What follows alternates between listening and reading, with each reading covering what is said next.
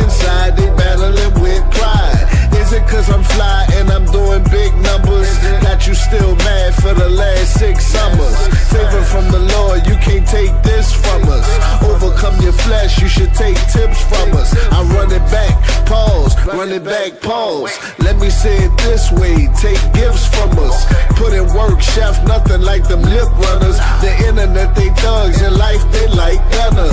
Lord, don't let them fake J dwell among us. Take them from they hate and awake them from they slumber. Before you kick them out of the faith, like punters. I pray they okay, see the light before the thunder ends. When they go low, I go to the most high. Man, they hate chef, I don't even know why. Why they mad though, they don't even know I. It's from the inside, they battling with pride. When they go low, I go to the most high. Man, they hate chef, I don't even know why. Why they mad though, they don't even know I. It's from the inside, they battling with pride. Damn, why they so emotional? This truth starting to feel like it's the Oprah show. And we supposed to be brothers with the open quotes. But niggas fighting for the power like they close to ghosts. And that's why I keep the tall me under the tall me. And chef like the Navy, more like the army. And shout out to the priest, see he tried to warn me that brothers front too, and they never was for me. Why? I thought that we could all be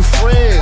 Then I thought again, and I went and bought a Benz, the S500, 2024, no extra miles on it. I'm blessed and while anointed. That's why I keep my eyes on the heels of Yahweh, cause he's the designer, though the devil wears Prada. In a blue dress, I never dance with her. I tell her I'm too blessed. All praises to the Father. When they go low, I go to the most high. Man, they hate chef, I don't even know why. Why they mad though, they don't even know I. It's from the inside, they battling with pride. When they go low, I go to the most high. Man, they hate chef, I don't even know why. Why they mad though, they don't even know I. It's from the inside, they battling with pride.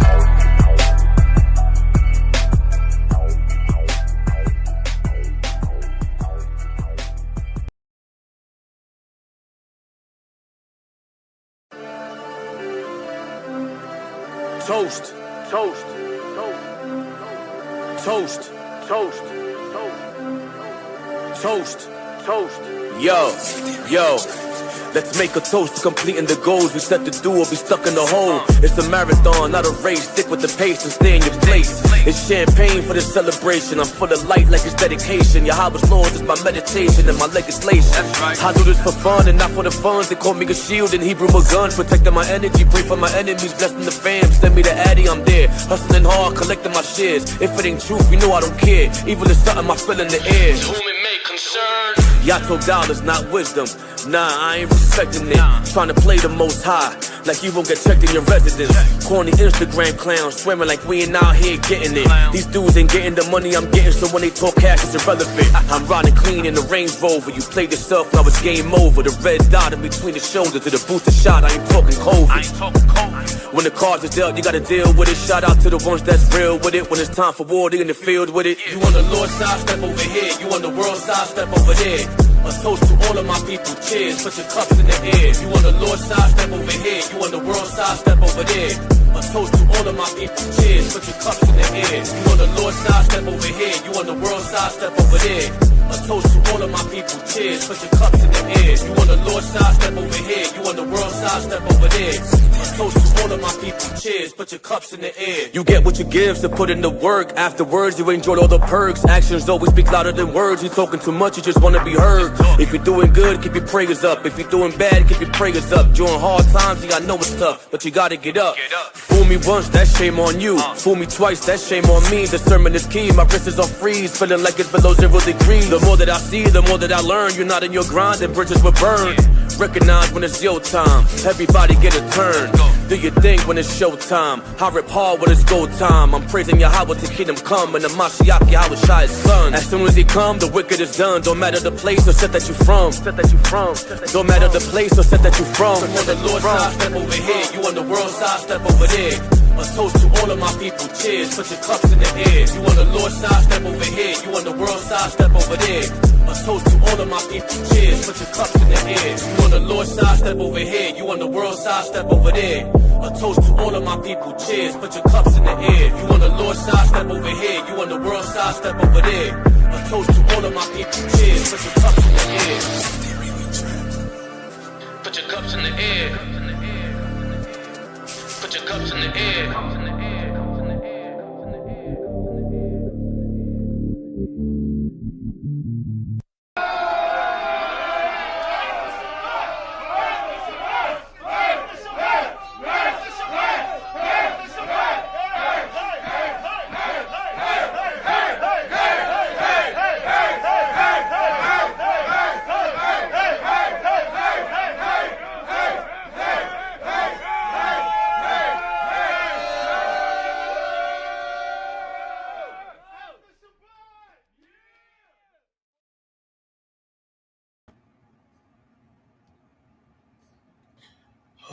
Shalom, shalom to the 12 tribes. All praises to the Most High.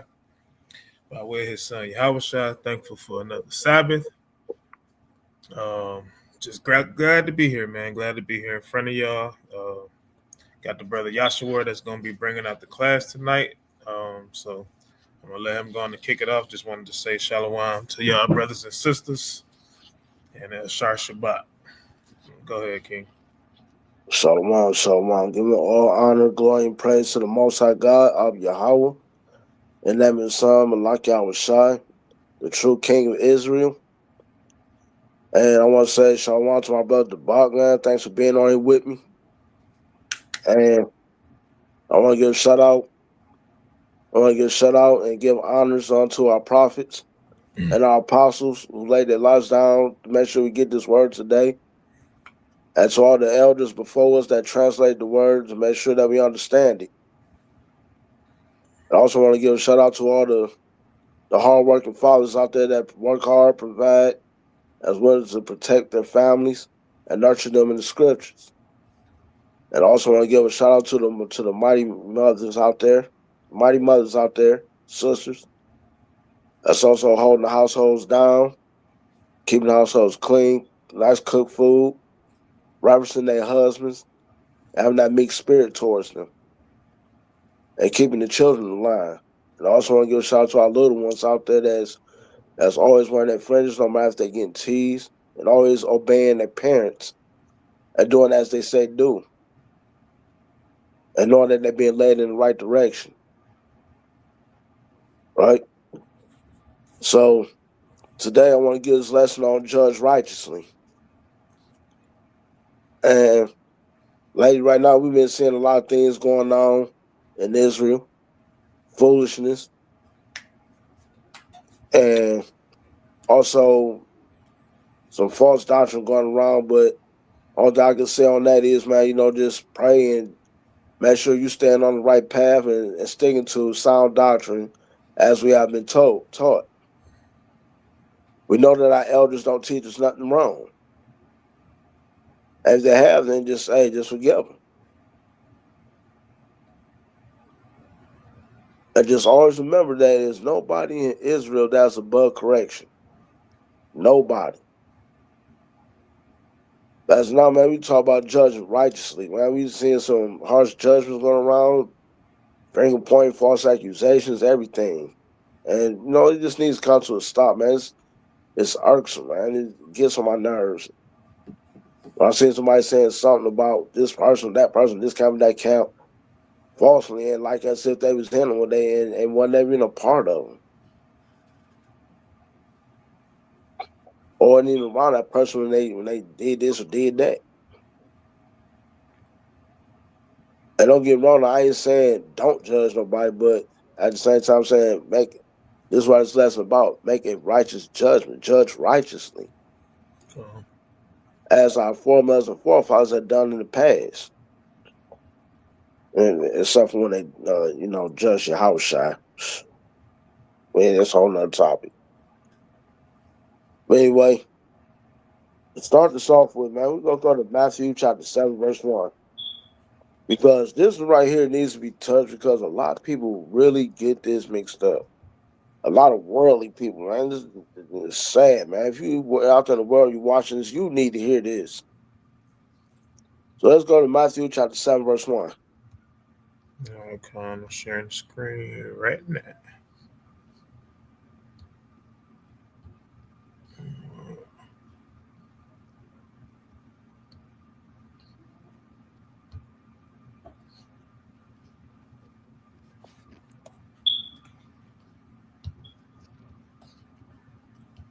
All right, it's lucky for the hold up, y'all.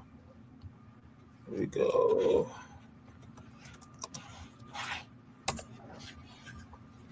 All right, this is the book of Matthew, chapter 7, starting at verse number 1.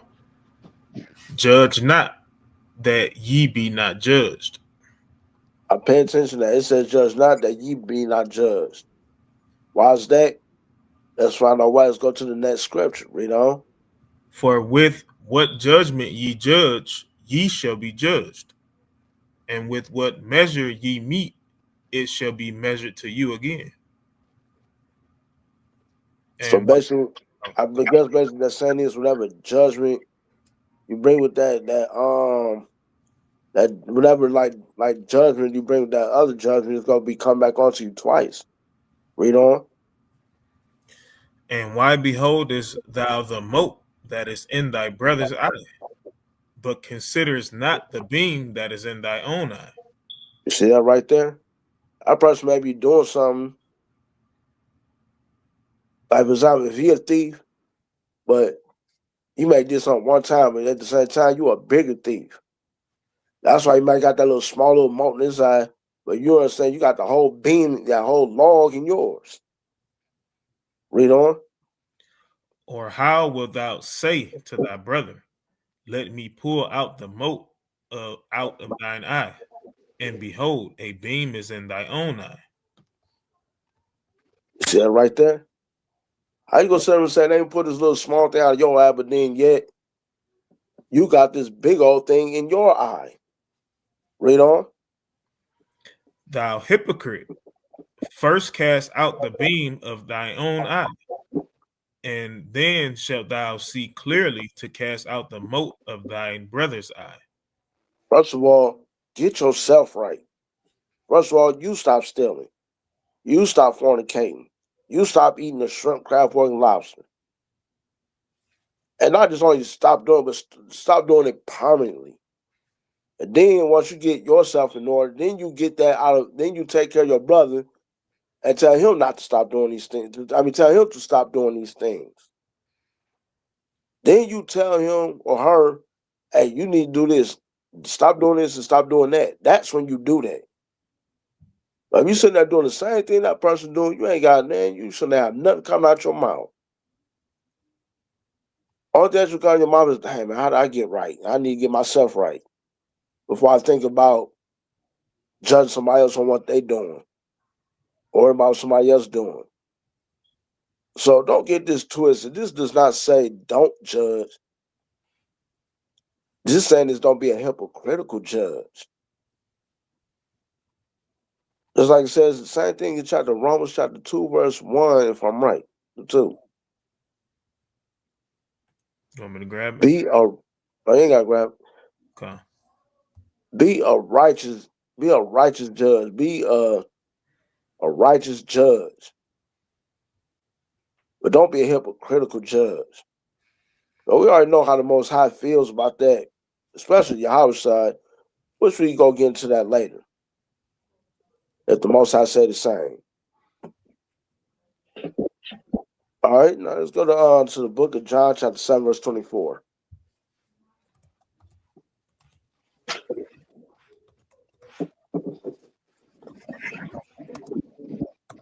All right, it's the book of John, chapter 7, starting at verse number 24. Judge not according to the appearance, but judge righteous judgment. You hear that? Yahweh said, judge not according to appearances. You don't judge nobody off their clothes. You don't judge nobody on how the way they walk or the way they move or their movements or whatever. You gotta judge righteous judgment. You gotta judge them off of sometimes what you see them. I'm gonna say this: judge them off of what you see them do, But at the same time, not judge. You judge them off of the inside, the inner parts. Judge them on that. You don't judge them off of, oh man, he got some raggedy clothes. He probably don't, you know what I'm saying? His clothes raggedy, and you don't even know what that person's going through. And you judge somebody because they might do bad in one area and be like, oh man, he ain't got enough wisdom, he ain't got no knowledge. You don't know what that man has up here. That's why we gotta be careful when we judge somebody. Very careful. Yeah, you got anything you want to add on the buck? Yeah, I was just gonna add, you gotta look at this from the standpoint of Yahushua as well, right? Because look at every time the Sadducees and Pharisees tried to trip him up, you know what I'm saying? Especially the time when it came down to whether or not Yahushua was breaking the Sabbath, right? Just because it appears that he was breaking the Sabbath, Yahushua is literally telling us right here, hey, judge righteous judgment.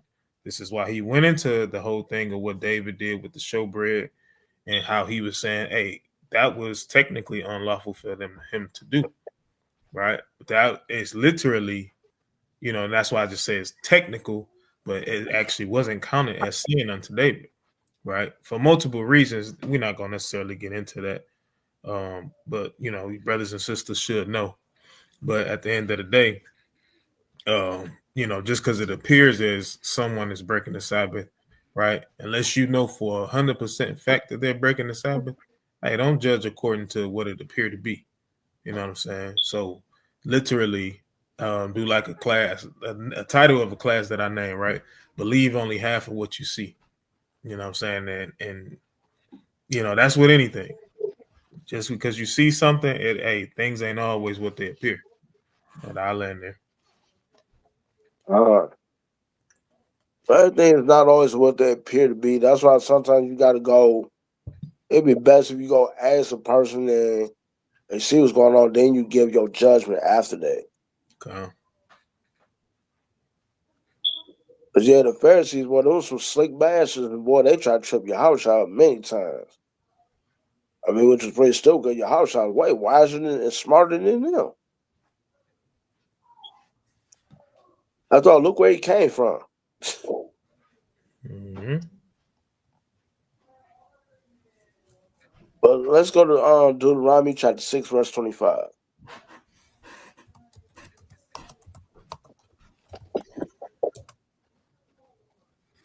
All right. This is the book of Deuteronomy, chapter 6 and verse number 25. And it shall be our righteousness if we observe to do all these commandments before the Lord our God, as he hath commanded us. You said it right there. The commandments is our righteousness. And that's how we're going to be judged. So we are told to judge others righteously. This is how we do it, by the commandments. But if you got your little silly, stupid pastor tell you that the laws are done away with, now how'd you go judge? How'd you go know how to judge them? When you ain't got the knowledge that comes from here on how to judge. Or what to judge them on. Exactly. They said the laws done away with. Okay, then how's we then, you know what I'm saying? The laws done away with. Then how's we gonna sit up there and judge our people? How's we gonna try to get them on what, how we gonna know what to judge them on, or how we gonna know how to get them in order? That don't make no sense. The commandments is our righteousness. And this is what we judge ourselves on and judge our other people on. So don't ever sit there and go for that foolishness, man. Just know that the commandments is our righteousness, and this is how we judge ourselves and judge the other nations.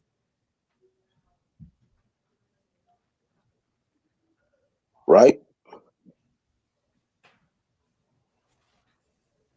So now let's go ahead and get the book of jump back to the New Testament. Let's go to 1 Corinthians chapter 5, verse 12.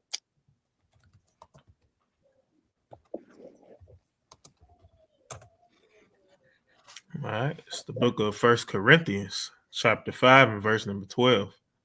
For what have I to do to Salakia? For what have I to do to judge them also that are without? Do not ye judge them that are within? Hold on. You see that right there? He said, what have I to do to judge them also that without? Basically, what Paul really saying here is he ain't worried about judging the outside people. He ain't worried about judging the outside nations. That's not his department.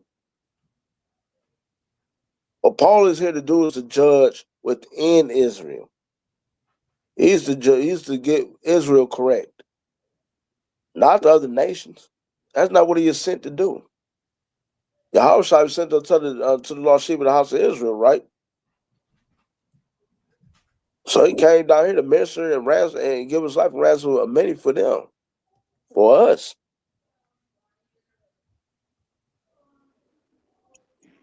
And he also gave a few judgments as well, but only to Israel. You ain't see him give a judgment unto no outside person because they meant nothing to him. Just like the judgments, just like the judgments it's like the other nations don't mean nothing to the Most High God. And don't get no twisted. He's gonna judge the Most High God gonna judge when we gonna get into that. But right now he's worried about only concerned with his house. Paul's only concerned with the Israelites that are scattered abroad, not the other nations and not the other people. Read on. But them that are without, God judges. Therefore, put away from among yourselves that wicked person. See that right there? The Most High God, like I said, Paul's only going to deal with Israel. And at the same time, he said, judge those that's within Israel and get rid of that wicked person that's within Israel.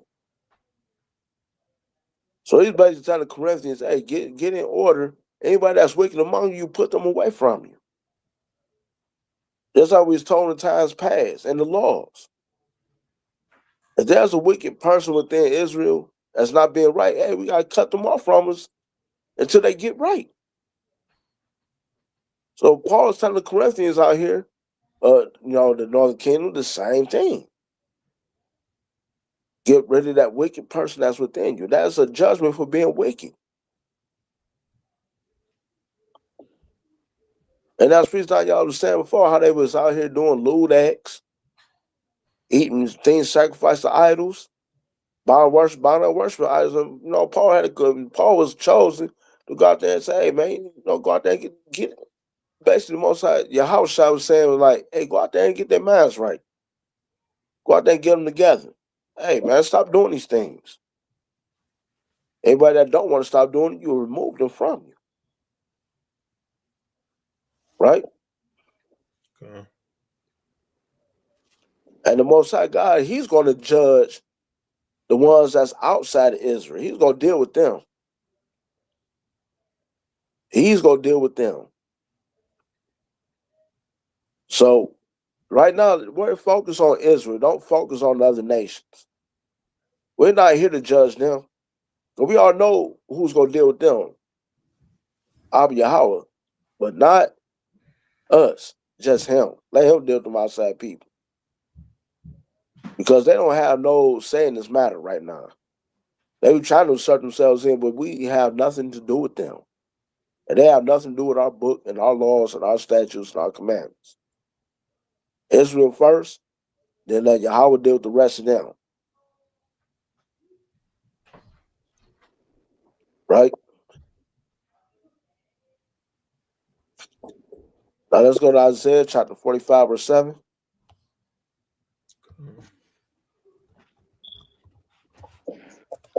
All right, it's the book of Isaiah, chapter 45, starting at verse number 7. I form the light and create darkness. I make peace and create evil. I, the Lord, do all these things. Still right there, he formed the light and he formed the darkness. He's the one that makes peace and he creates evil. Why is that? Because he makes peace for those that keep his commandments. That brings peace unto them. And for those that want to be evil, he brings the evil things onto them. So basically, this is also another form of judgment. And it's righteous. Why? Because if we disobey our God and do these things that we ain't supposed to be doing, hey, we're going to get that way. Same thing I was bringing about a lesson on chastisement, on Yahweh's chastisement.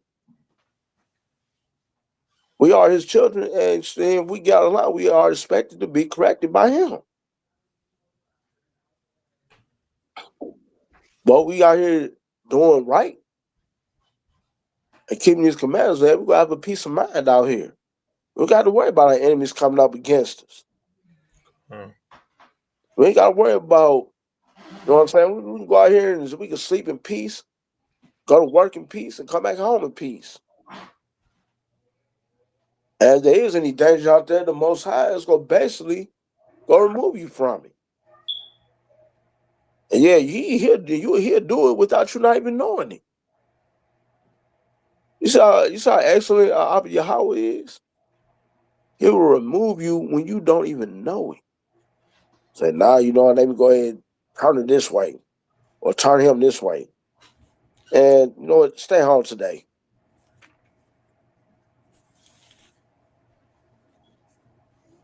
That's how much he loves when you know that's how you know you keep the commands, when he protects you from unseen dangers. Sometimes even the seen ones too.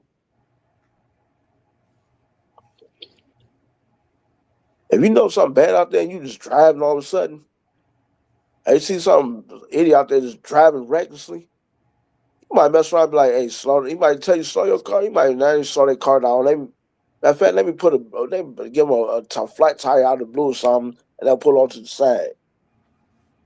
And that's, you will hear later, this person got to a bad accident. Caused like a 3 or 4 car pile up or something. And knowing you if you'd have just kept going, that could have been you down there.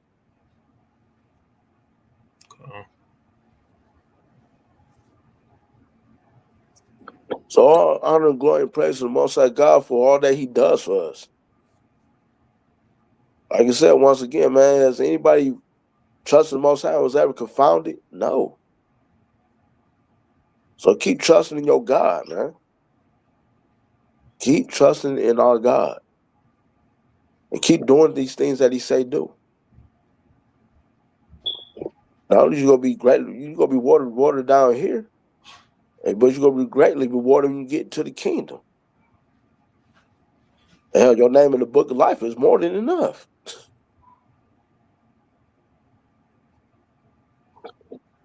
So I say he creates evil for the wicked and he make peace for the godly. All right, now, you got anything you want to add to that, bro? Give me Amos 3 verse 6. All right, it's the book of Amos, chapter 3, starting at verse 6. It says, shall a trumpet be blown in the city, and the people not be afraid? Shall there be evil in the city, and the Lord hath not done it? You see that right there? Let's look at Isaiah and Jeremiah's example. For example, Isaiah kept giving them warning. Jeremiah kept giving them warning. Well, hey, Israel don't listen. That horn was blown. And guess what happened? They came and invaded. And Israel wasn't even ready. And who brought the evil in there? Abba Yahweh. Why? Because we kept doing idolatry. We kept doing things unlawful. The Most High got tired of it. And he even had patience with us. He even sent prophets from us to even warn them.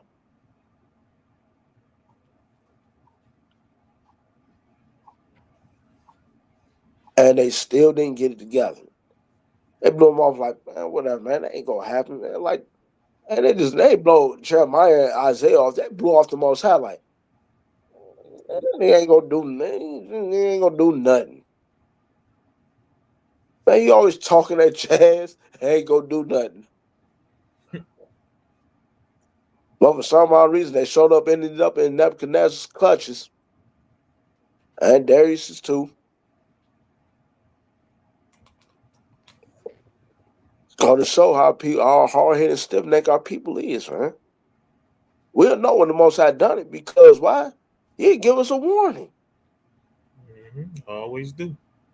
Always give us a warning. We still always ignoring it. Just like today. Except for this time, the prophets is the horn now. But we out there blowing. We out there trying to teach. We out there trying to get y'all to come back to the Most High God. But like the far side, y'all just keep passing us by. Y'all know that song about the far side? She keeps on passing me by.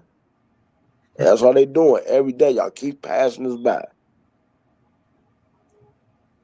Hey, but that's right though, because guess what? It ain't gonna be our horn that's gonna be blowing one day. Y'all gonna really hear some very big, loud horns. And when those horns blow, please do not say we did not try to warn y'all. When them horns blowing, that means it's a wrap. The show's about to come to a closing finale. A wrathful finale, that is. And when your house shot gets down here, it ain't gonna be nothing nice. That man ain't coming though. He coming with a barbecue pit. But only thing about it though, you wicked ass Israelites gonna be on the menu. Okay. That man gonna have that sword sharp. And I ain't talking about, and we ain't talking about this sword right here. This sword right here, he is not gonna have this one sharp. He gonna have that real sword sharp. That one's made out of metal. It's gonna be so sharp, man, it could cut air. Cut the hearts of wind. That man gonna come here and cut, get it slice and dice on. I pray that me and my household and my brother's households do not be part of that sword. If y'all want that smoke from him, hey, go ahead, take my ass with you. Cause man, I don't want nothing from Big Bro. I'm straight. So I rather get cut by. So if you ask me, I rather keep getting cut by this sword, not his sword. Because like I said before, we know when he comes, it's him doing this to Yahushua. Hey, it's time to go. Get him. Conquer the world powers and bring Jacob back home. Huh? Okay. So I don't think for a second that the Most High God is some nice guy. He's so cool. I mean, he's so laid back and he's so nice. I think he ain't gonna do nothing. As I said out there when I was preaching, and I say it again. What the hell y'all think? Y'all think 400 years of it? 400 years wasn't enough punishment? Doesn't that tell y'all what he would do? He said he was gonna do this, and he done it. So I don't know why y'all want to keep playing with this man up there. I don't know why. Anyway, let's go to 1 Samuel chapter 2, verse 6. 2. This is the book of 1 Samuel, chapter 2, starting at verse number 6. The Lord killeth and maketh alive. He bringeth down to the grave and bringeth up. See that right there? Yahweh is the one that kills. Satan don't kill nobody. Yahweh kills everybody. I ain't getting wrong now. I don't get into it. Satan kill people too, but only with the Most High's permission. Satan is the Most High's goon. If you ain't getting right, hey man, you go like, you know what? I'm gonna warn you. Yeah, I got a goon up here, man. I get at you. I got a shooter up here that get at you. If you don't keep my laws, my statutes, my commandments, and guess what? I'm about to send them. I'm about to tell them to send them to get at you. Hell, you better ask your ancestors from the past. Hey, you better go ask you better go ask Joshua. you better go look through the books of Numbers.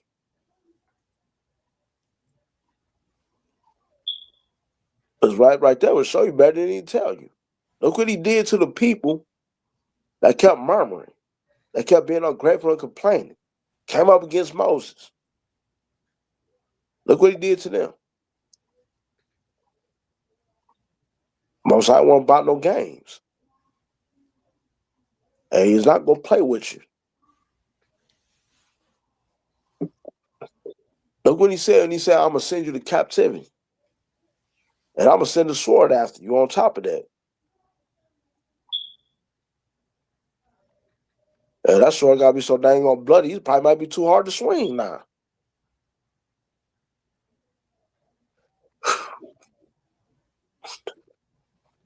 So like I said, man, we better get our minds right, man. The Lord kills and he makes alive. It's like he'll kill you. And sometimes he might even kill you spiritually.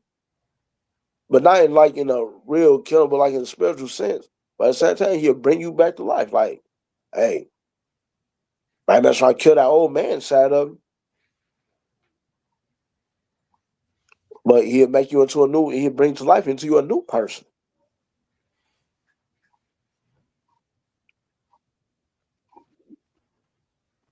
And just like we did Yahushua, he put him in the grave, but not in a bad way. He did that for us. And he brought him out the grave.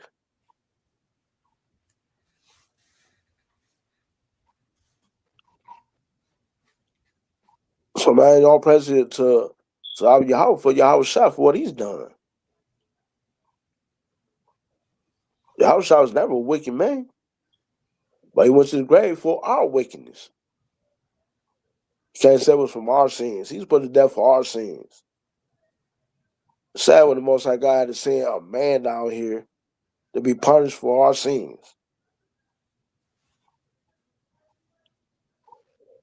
But guess what? When he come, he ain't doing that no more. Now he's going to punish you for your sins. So get it together, Israel. Get it together, because we know what the Most High can do. If you ain't figured it out by now, I advise you to figure it out soon, or you may never will. Anything? No, go ahead. Right? Let's go to Deuteronomy 32, verse 39. It's probably most likely saying the same thing.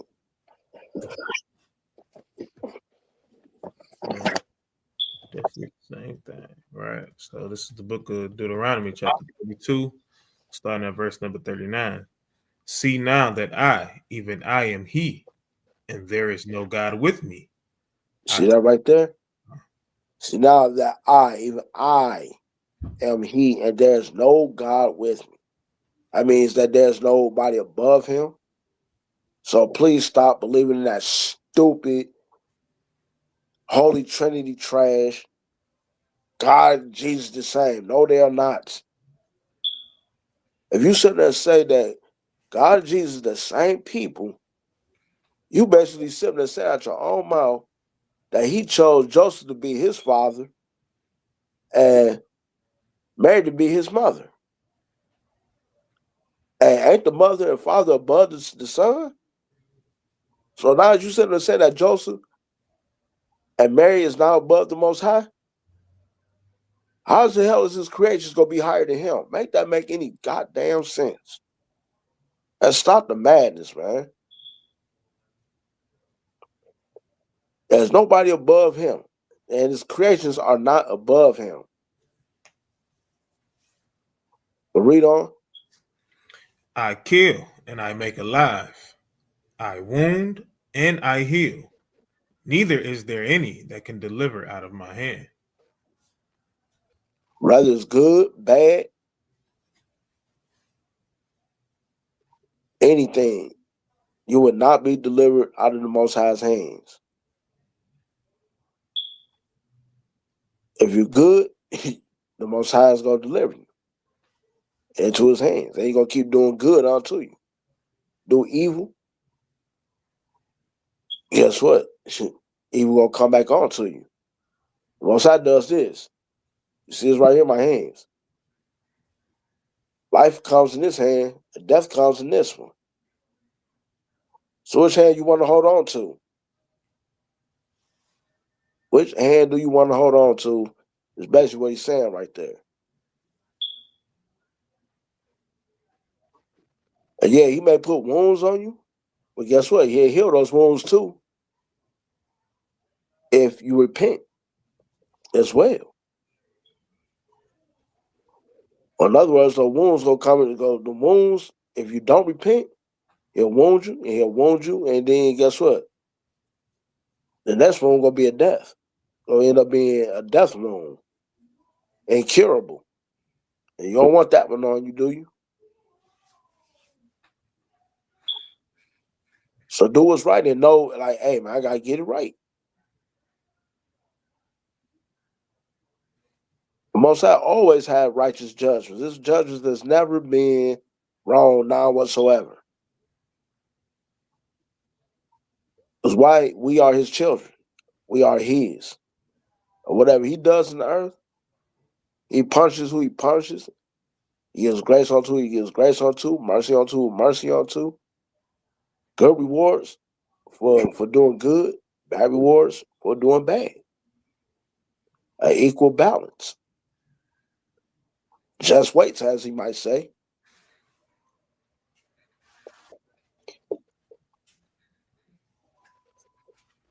All right, let's go to the book of Psalms, chapter 37, verse 28. It's my favorite chapter in Psalms. One of, anyway. 28, 38, 28. No, 37, verse 28. Okay. It's the book of Psalms, chapter 37, starting at verse number 28. For the Lord loveth judgment and forsaketh not his saints. You hear that right there? Well, Yahweh loves judgment. That means he loves justice. And he will not forsake his saints. Now, we all know who his saints is. Psalm chapter 50. Jump back to Exodus chapter 3, verse 12. Or go to chapter 8. Tell you who his saints is right there on the spot. Those who he made the covenant with. He made the covenant with us.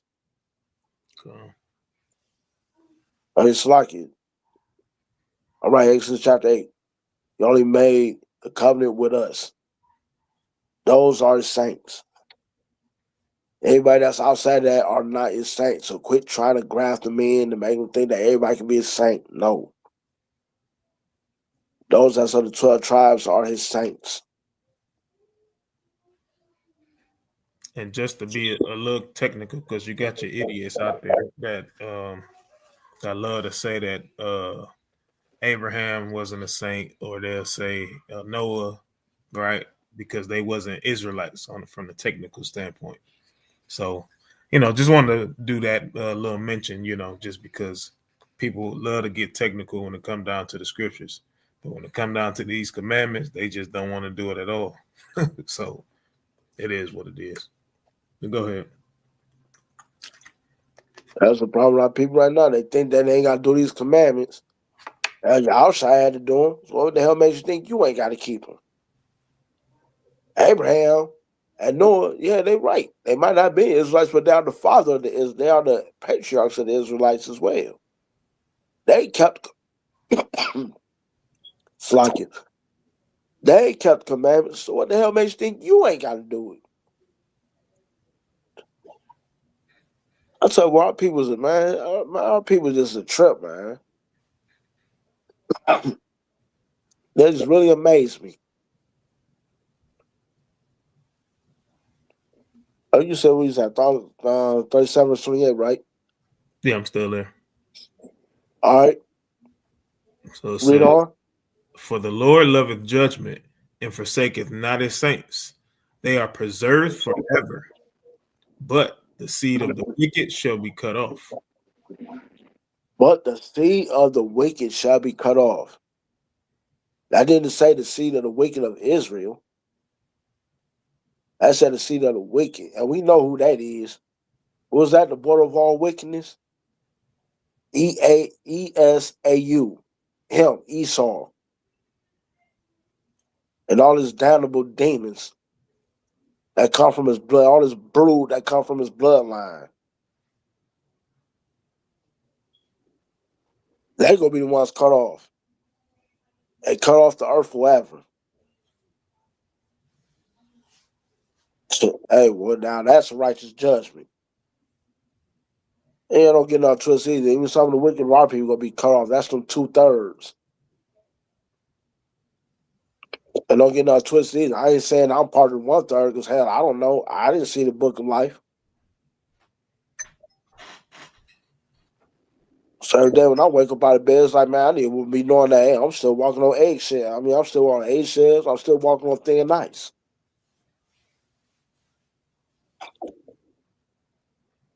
In other words, I'm humbling myself because why? And I can have the spirit be put on me to walk out his truth at any given time. And I don't know about y'all, but I'm terrified of that. I don't want to be wicked. I don't want to be cut off.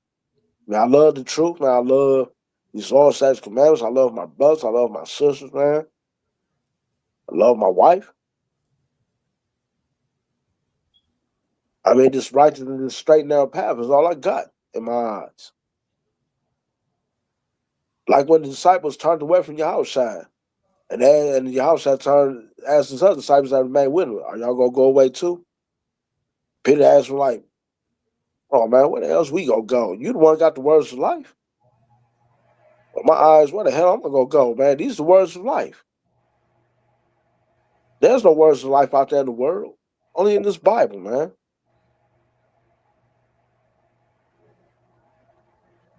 So why the hell I want to have that spirit of me on me to turn away from this? I love being with my brothers on the Sabbath days, man. I don't want that taken away from me. That's what I look forward to every week.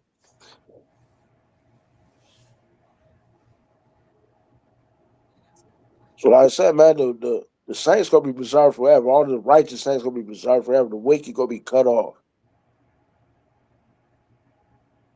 So be amongst the righteous, man. Stay away from the wicked. Stay away from the evildoers. The evildoers got their desserts coming. It ain't gonna be good. All right.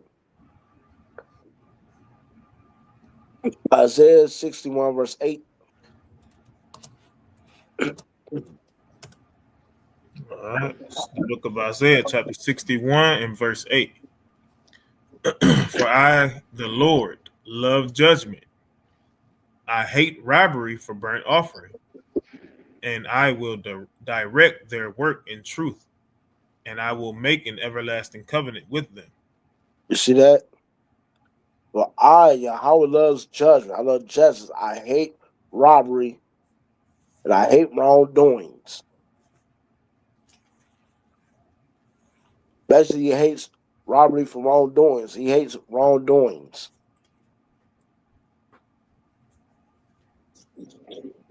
Don't we all hate wrongdoing? But then, yeah, though, hey, a lot of us done it, even when we was out there in the world.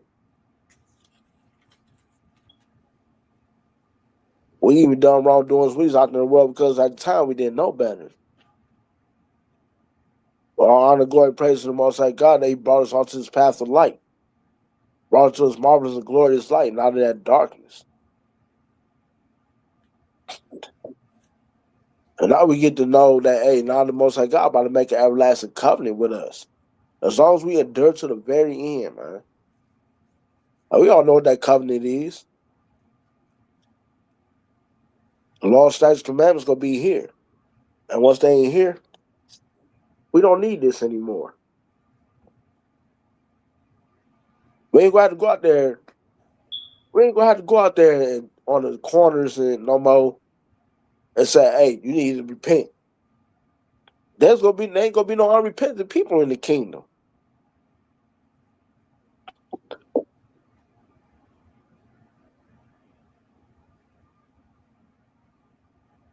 So stay away from the wrongdoings.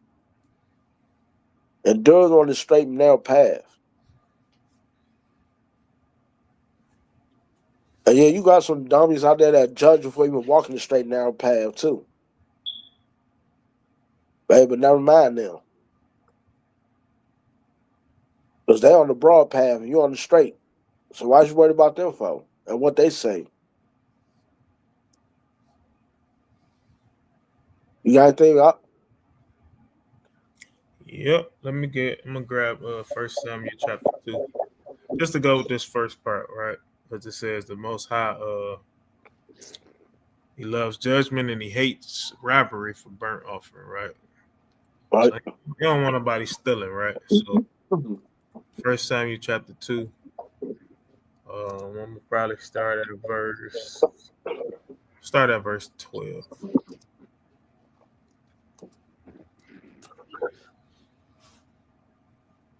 So 1 Samuel chapter 2, verse 12. Yeah. Let me get there. I forgot you on your phone. I was about to say I got it on the screen, but probably can't see on that phone. Oh, I can see on here. I got it on my TV. Oh, come on. Yeah, go ahead. This is the book of 1 Samuel, chapter 2, verse 12. Now the sons of Eli were sons of Belial. They knew not the Lord. Verse 13. And the priest's custom with the people was that when any man offered sacrifice, the priest's servant came while the flesh was in seething, with a flesh hook of 3 teeth in his hand. Go ahead. And he took it into the pan or kettle or cauldron or pot. Well, talk about some serious witchcraft. All that the flesh, This is the literal burnt. This is a burnt offering. All right, go ahead. all that the flesh hook brought up, the priest took for himself. So they did in Shiloh unto all the Israelites that came thither. All right, so all the Israelites bringing in their offering, right, unto the priest, right? Go ahead. Verse 15. Also, before they burnt the fat, the priest's servant came and said to the man that sacrificed, give flesh to roast for the priest, for he would not have sodden flesh of thee, but raw. Go ahead. Verse 16. And if any man said unto him, let them not fail to burn the fat presently, and then take as much as thy soul desireth, then he will answer him, nay, but thou shalt give it me now. And if not, I would take it by force. I'm gonna take this thing anyway, right? You're not gonna be able to do. You're not gonna be able to offer these offerings for the children of Israel. So now they have nothing to cover their sin. All right. So remember what the Most High say. He hates robbery of burnt offerings, right? Go ahead, verse 17. Wherefore the sin of the young man was very great before Yahweh, for men abhorred the offering of Yahweh. All right, so we know what their ultimate judgment was, right? Their little judgment was that they got put to death. You know what I'm saying? I'm not going to go to that particular portion, but just keep reading later on in that chapter. You'll see that. All right? But that's all I wanted to add to that. Well, it's good that we don't do all burnt offerings no more. You do it with yourself right now. Yeah.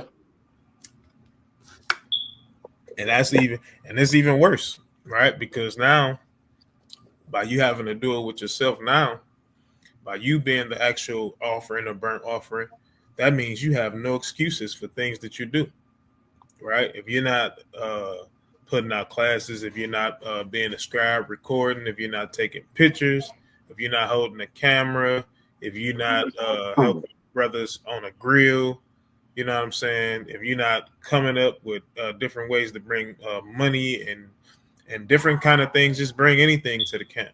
You know what I'm saying? If you're not doing any of these things, then you're not. What kind of offering do you have? What kind of sacrifice are you? Right? That's you're not a good sacrifice. Most High don't want that. Con it. We And I literally, don't. we literally gotta just we gotta be careful of how we move inside this walk. You know what I'm saying? Whether you with the actual camp or congregate, or you should be a part of some congregation, right? But whether you with a camp that's known or not, you should be doing something for the body. You know what I'm saying? And I ain't just talking about your uh internal body. I mean just the body of Israel in general. You should be out making flyers, passing out flyers, giving out the information. You know what I'm saying? Well, go ahead. Yeah, man. Can't be no. There's no lazy parts in the body. If you have produced no fruit, you know how that goes. Chop into the fire. Right? Okay. All right, let's go to Matthew chapter 5, verse 48. All right. It's the book of Matthew, chapter 5, verse 48. Be ye therefore perfect, even as your Father which is in heaven is perfect. People, this does not mean like as if you've never sinned. What he's saying is perfect yourself in holiness and being righteous. Rather than being yourself in judgment, being set apart. Perfect yourself in holiness, perfect yourself in being set apart from the world and from the things of the world. That's what he's talking about. And a lot of people get this mixed up as well. Ain't nobody perfect that walk the earth. Stop saying that. Because y'all don't even know what that means when y'all use that. And if y'all want to say that be technical, saying nobody that perfect that walk the earth. Look at Job. Look at Enoch. Mm-hmm. No, say it right there. Earthly and eschewed evil.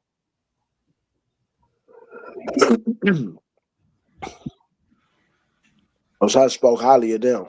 So don't sit there and act like you can't do what they do.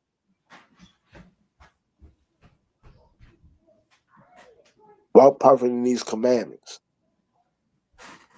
At times you're gonna bruise up, you're gonna fall, you're gonna slip. Hey, get up and keep going.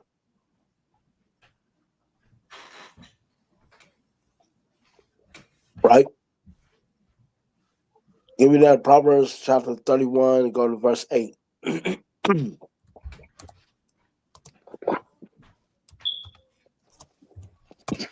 It's the book of Proverbs, chapter 31 and verse number 8. Open thy mouth for the dumb and the cause of all such as are appointed to destruction.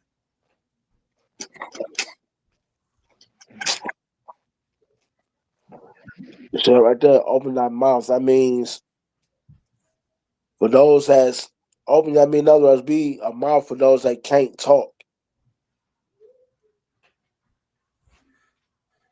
Be a mouth for those that can't talk. Be like an advocate for them. For those that's about to be put to death for no apparent reason or for, or being judged wrongly.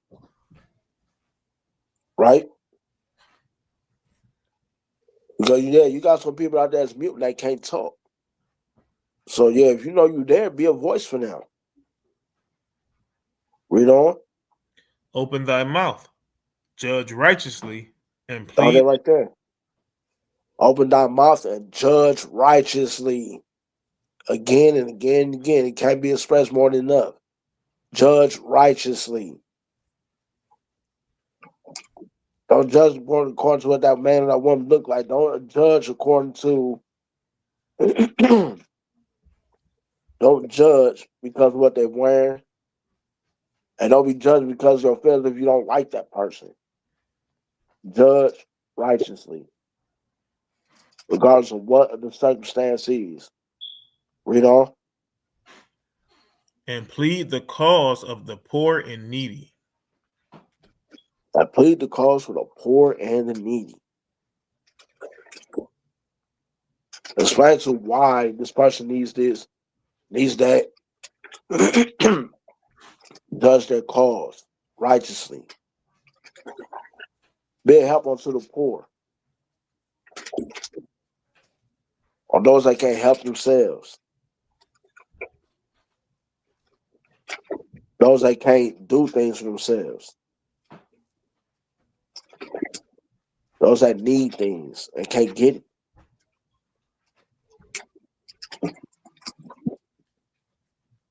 Be a judge for them, but judge righteously. Help them out for their cause.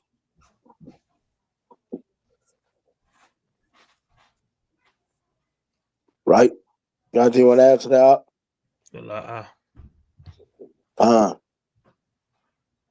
Okay. Now, what we was talking about earlier, those hypocrites, those Pharisees. Let's go to Matthew chapter 23, starting verse 13. All right, it's the book of Matthew, chapter 23, starting at verse number 13. But woe unto you, scribes and Pharisees, hypocrites, for ye shut up the kingdom of heaven against men. For ye neither go in yourselves, neither suffer ye them that are entering to go in. You see that right there? Because the Pharisees will go around there judging people on the lowest things and condemning them, like as if they gonna get in themselves.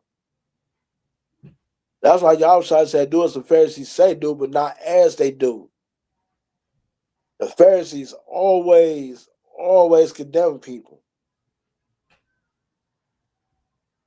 I know you're gonna be a teacher of the law, but don't do the law yourself. Come on, man. We gotta put a stop to that, man.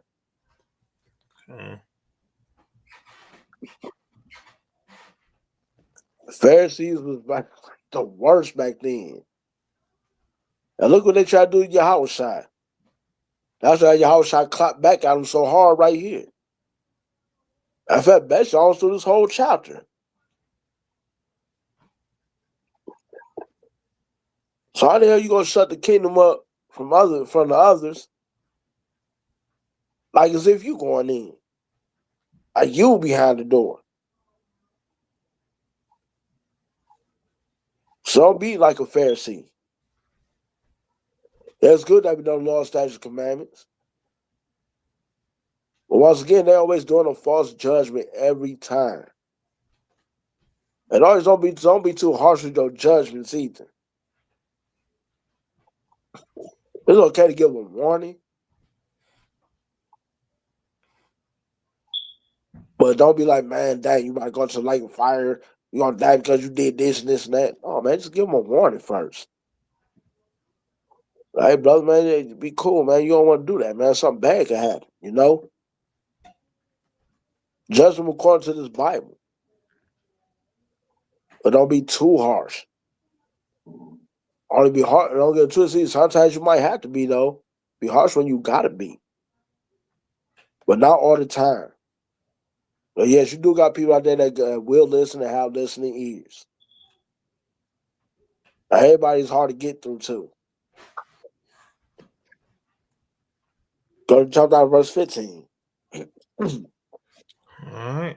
Woe unto you, scribes and Pharisees, hypocrites, for ye can pass sea and land to make one proselyte, and when he is made, ye make him twofold more the child of hell than yourselves. You see it right there? In fact, put that up in the NLT if you can. Okay.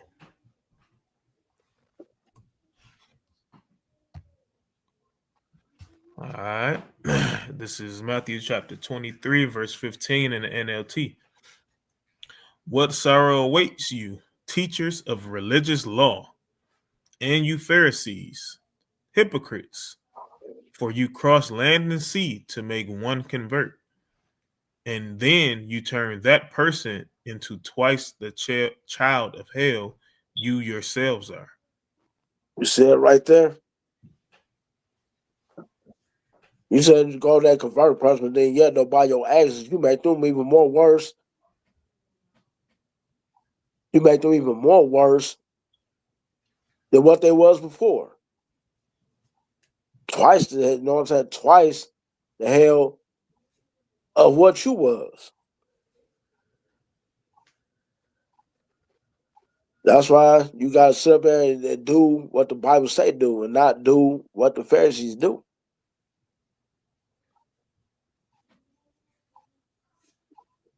I know you gonna try to convert somebody to do right, but then yet though you ain't doing it.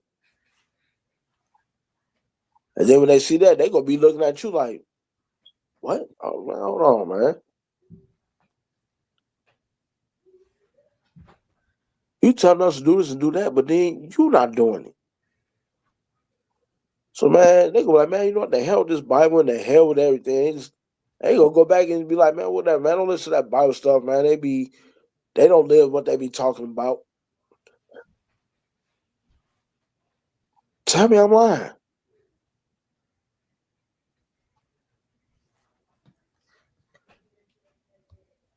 Right?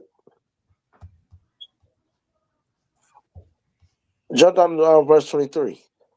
You want to leave it in the NLT or no? No, you leave it in the NLT for right now. All right, that's lucky. All right, so verse number 23 in the NLT. All right, it says, what sorrow awaits you? Why is this on my screen? There we go. What sorrow awaits you, teachers of a religious law, and you Pharisees, hypocrites, for you are careful to tithe even the tiniest income from your herb gardens, but you ignore the more important aspects of the law: justice, mercy, and faith. You should tithe, yes, but do not neglect the more important things. See it right there? Or usually reading the NL, the KJV. Once you scribes and Pharisees, hypocrites, when you pay tithe of mint and the ninth and cumin, and have omitted the weightier matters of the law: judgment, mercy, and faith. What they saying is that, you know what I'm saying, they sit up there and get on somebody for the smallest part. They sit there and judge somebody for the smallest part of the law, but not the biggest part of the law. The more important parts of the law. I don't get me wrong, now all the law is important, but the more important parts is justice, mercy, and faith. They overlook that. Because why they ain't doing it themselves? So if you don't get on somebody about breaking any law, do all of them. Be of justice, judge righteously. But at the same time, be merciful with it and have faith knowing that person go change.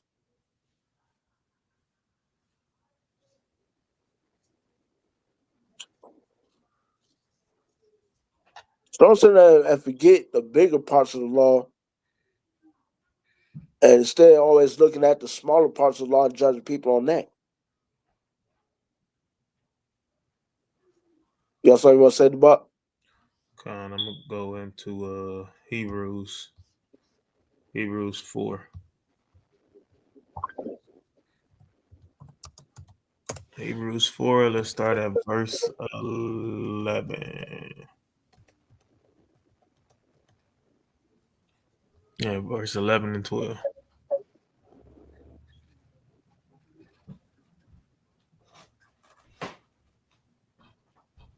This is the book of Hebrews chapter 4, verse 11.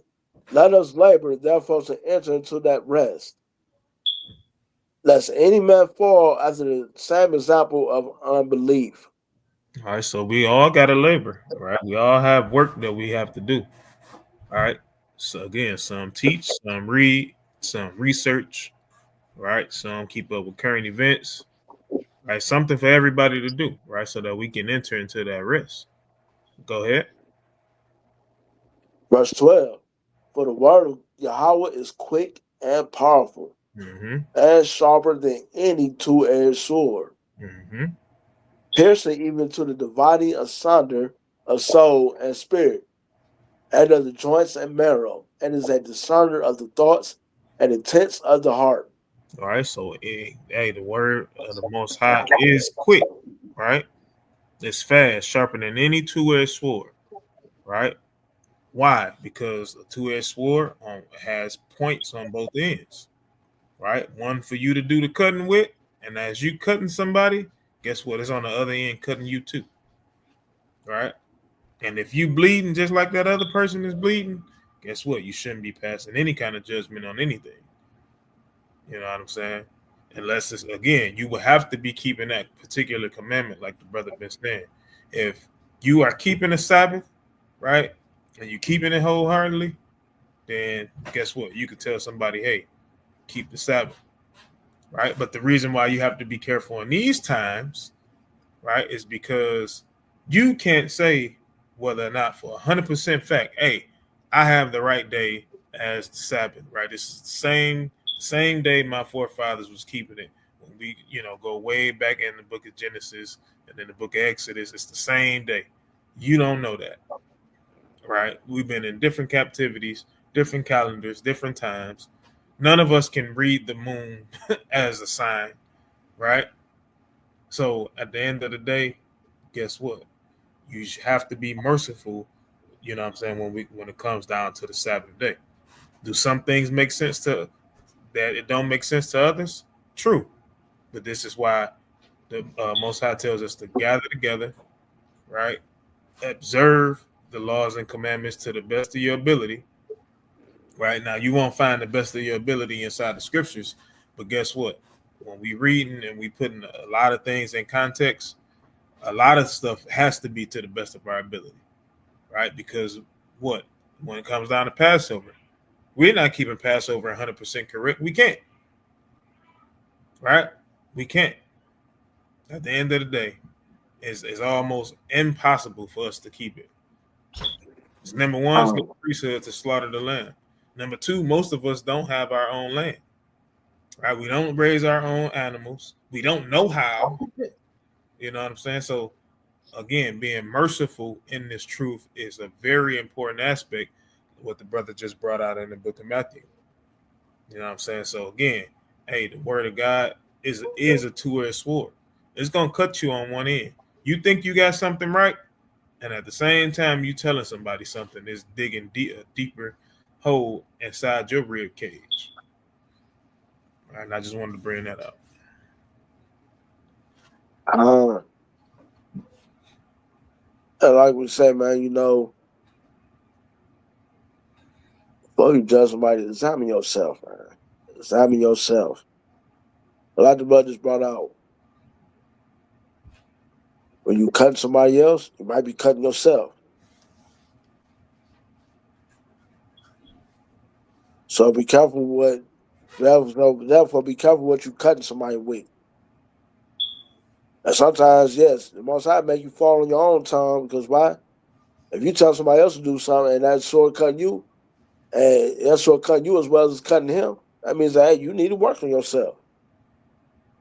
Hey, it's better for you to take the correction. It's better for you to take that judgment, that correction down here right now before you get up there, and he gives you the final judgment and correction. Mhm. And you don't want that. So be glad that you're getting correction down here, not up there. Right? And then the thing about that Sabbath, man, I'm gonna just say like this, man, just perform the righteous acts like we always been told. Like the Bible saying, man, we don't know the exact day. We don't know the right way. We can't read the moons because of what was done in the past. And just because you say it don't mean that's correct. Okay. So humble yourself and don't be too quick to condemn. Okay. And I would just want to add too, it's not to literally say that, well, you can just pick your own Sabbath. I'm not saying that by far. It still has to make sense according to the scriptures, right? So it makes sense for us to keep the 7th day of the week, regardless to, the calendar, what's on the calendar, right? The 7th day of the week is the 7th day of the week. At the end of the day, we keep that as the Shabbat, right? I don't think the Most High is going to make it grievous. I don't think the Most High is going to make it hard. You know what I'm saying? So at the end of the day, that's why we observe it when we observe it. All right, nothing more, nothing less. Right? Let's keep going. Go to jump back to Matthew 23, verse 25. All right, it's the book of Matthew. You want NLT or KJV? You can keep it on KJV.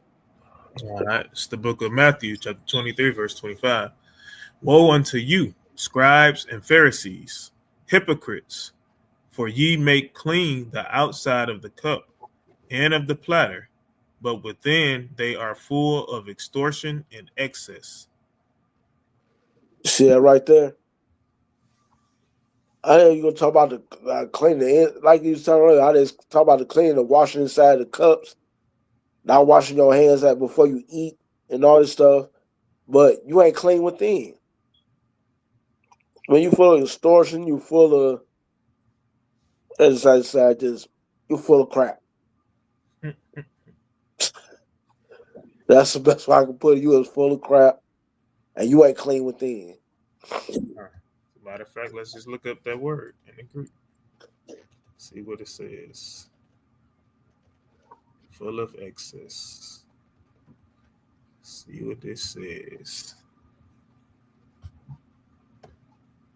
All right. It says want of self-control and incontinence and temperance.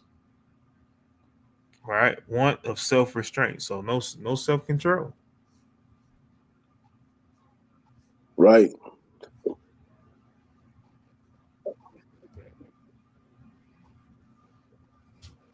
Just want to be out of order. I want to just do what you want to do. Mm-hmm. As I said, Paul said, practice self-control.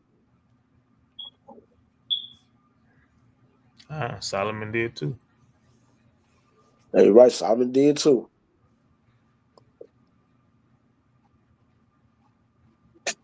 But like I said, man, like probably Solomon said, man that rules the spirit to rule the city. Okay.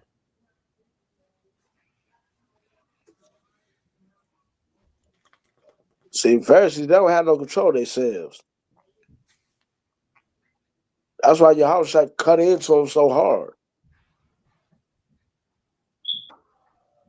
You want to make yourself look good on the outside, but your inside appearance is like a dead zone, a grave. Ain't nothing clean about a grave, right? So why you want to be like that? So before you think about your outer appearance, get your inner appearance together. Okay. Let's read it. Verse 27. That's verse 27. It says, woe unto you, scribes and Pharisees, hypocrites, For ye are like unto whited sepulchres, which indeed appear beautiful outward, but are within full of dead men's bones and of all uncleanness. I mean, on the inside, you basically ain't thinking nothing but just death. You ain't nothing but full of death. Because why you make people worse than you? You always condemning somebody for not even keeping the smallest, or even the smallest little law they'll break. But they're always overlooking the big ones. You're always walking around swaggering about like as if you're better than everybody. Like you always made it, like you already in the book of life. You have no self-control, and you is not humble. And yeah, that big old sepulcher, which in other words, that big old rock that covers your grave, yeah, it may look all nice. That gravestone might look nice. But not inside that casket. And nothing good inside about that. Casket fresh. Like you just cast, you know what I'm saying? You just cast a gravestone fresh. But inside you just nothing but full of death.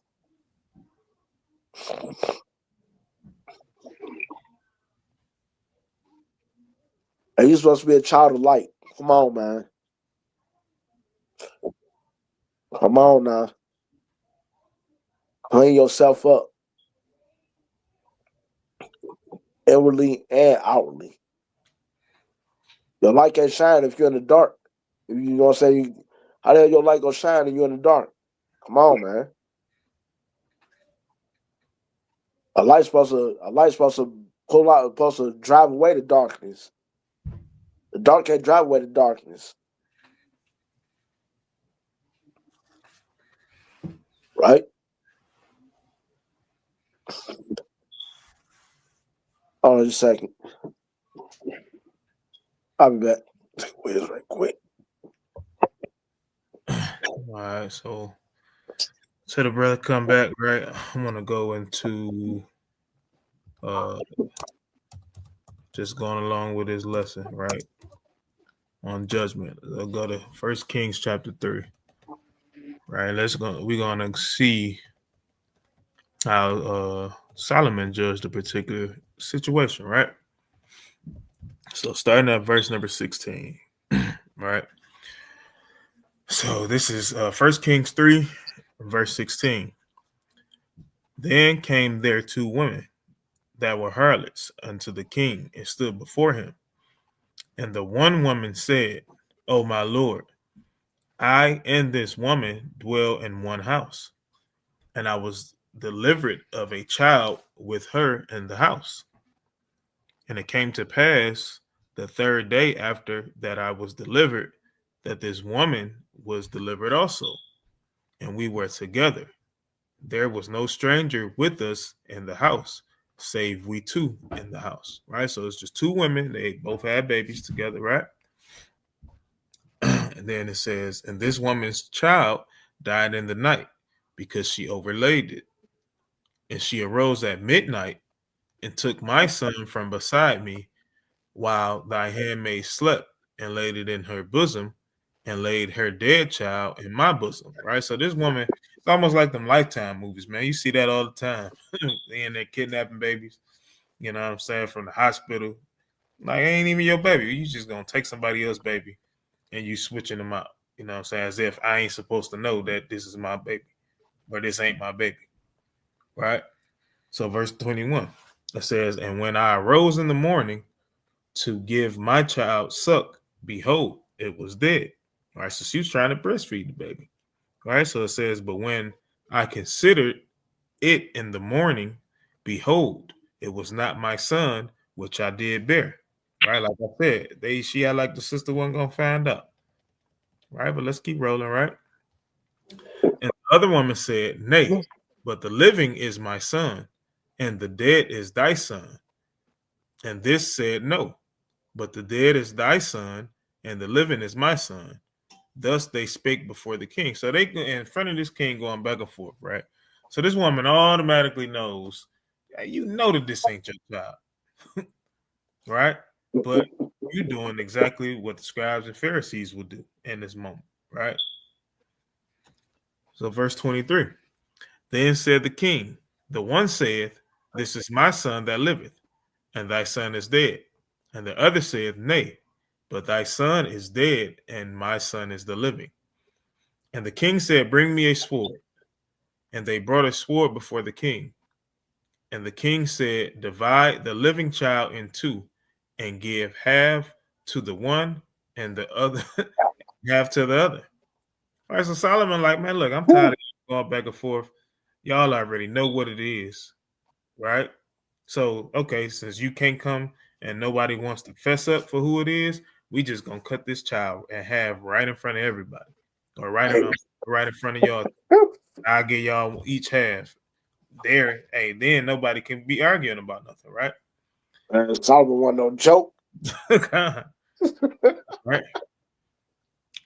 Then it says, Then spake the woman whose the living child was unto the king, for her bowels yearned upon her son. And she said, O my lord, give her the living child, and in no wise slay it.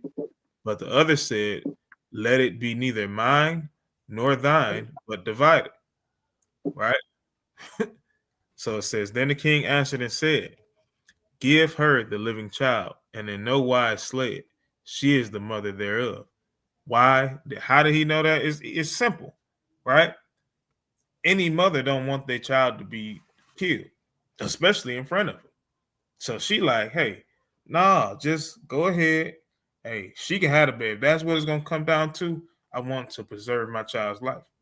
All right. So this is how Solomon wisely dealt with the situation, because he knows any mother is not going to say, hey, divide the child. You know what I'm saying? Verse 28.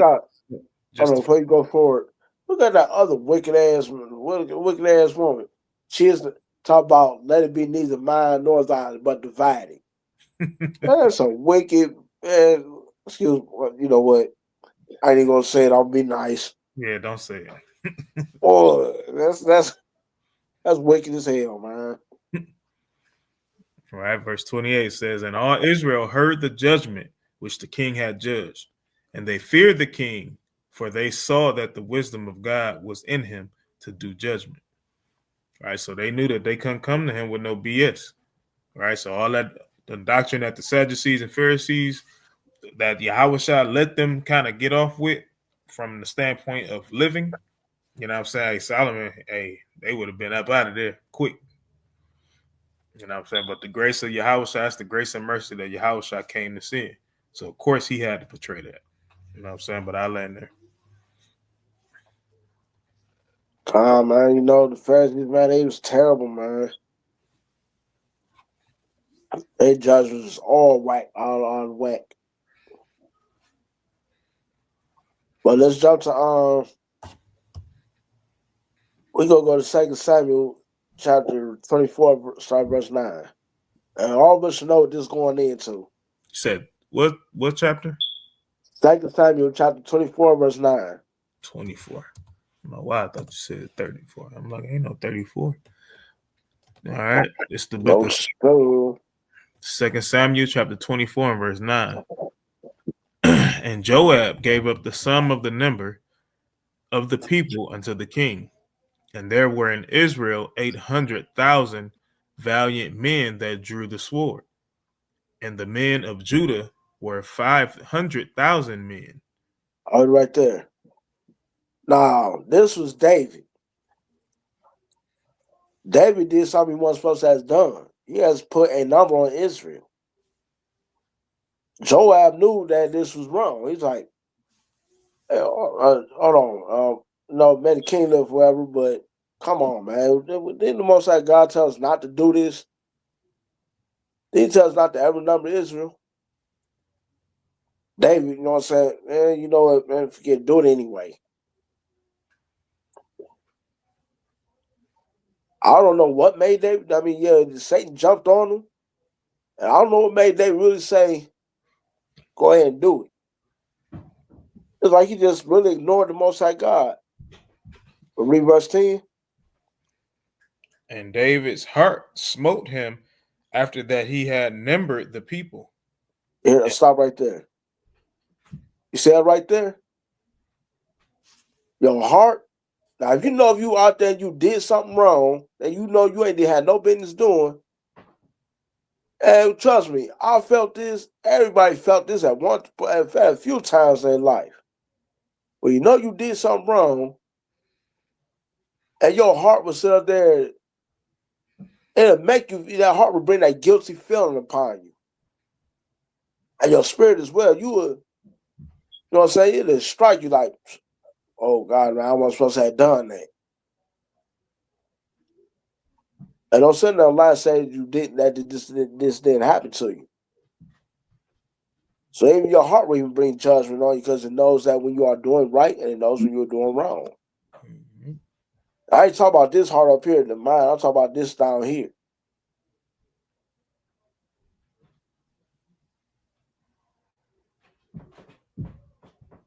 So yes, if you know you about to do something wrong, your heart convicts you. Yes, take that judgment because that's something telling you, hey, you don't need to be doing that. Because if you know you was about to do something right, your heart ain't gonna convict you. You ain't gonna feel no wrong. But you know when you're wrong and your heart is all of a sudden it drops on you and makes you feel convicted, it'll strike you. And you be like, hey man, no, I better not do this, I better not. Or if you've done it, then yes, it's gonna hit you. And you're gonna know that something's gonna come bad after that. Just like with David. When David numbered Israel, his heart struggled because he knew he was wrong. So we all know the judgment after that. The Most High even gave him 3 choices. He lost about what, over 28 some thousand men, something like that day. And the other day he told the angel, hey, relax, chill. No more, don't kill no more. And then David had to turn around and make a sacrifice for that. It's sad that people got punished for what David has done. But at the same time, they got punished for their own doing as well, because they should never partook in that sense. Yeah, David may be king of Israel, but that don't mean that you don't make a righteous judgment on your own self either. Okay. If you know that your king out here doing something wrong, that don't mean you go along with it. Right. And you talking about himself like, hey, you don't give a damn if he is king. Hey, no, man, look, you out of order. You out of order for this, man. No, we is not about to take the census. No, we is not about to put a number on ourselves. No, we is not about to sit up here and go to the store and rob this man with you. No, we is not about to steal from these people and rob them of their way of life. No, we is not about to do that. Learn when to judge righteous and stand up, no matter who the person is. And see, you got these old whack ass now people inside these church houses scared to stand up to their pastor. Hey, more importantly, inside these Israelite camps. Yeah, some of them in these Israelite camps too.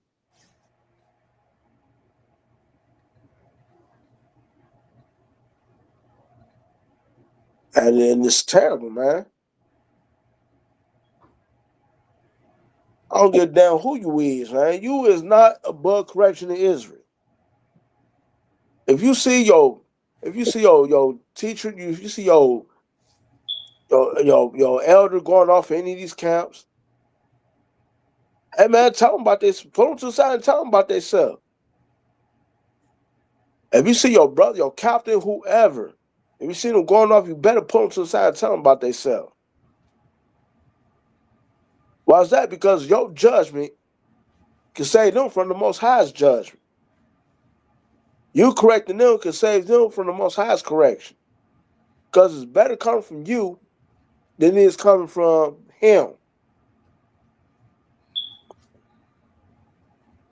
You know But we already know how Yahweh gives a crucial judgment. But you can't. So it's better you tell them than them.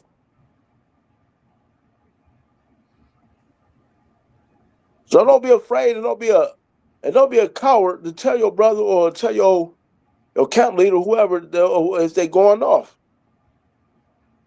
Because if you is, what the hell is you in this for? Most I ain't using no weak ass niggas. He ain't using no weak cowards, man. He ain't using no punks, man. He wants men, men, men. Those that's brave, bold, and gonna stand up against any type of evil. And if you are not that guy that's gonna do that, then you need to move your ass to the side and let the real ones come in. And if you love your brother that much, you won't let him go off.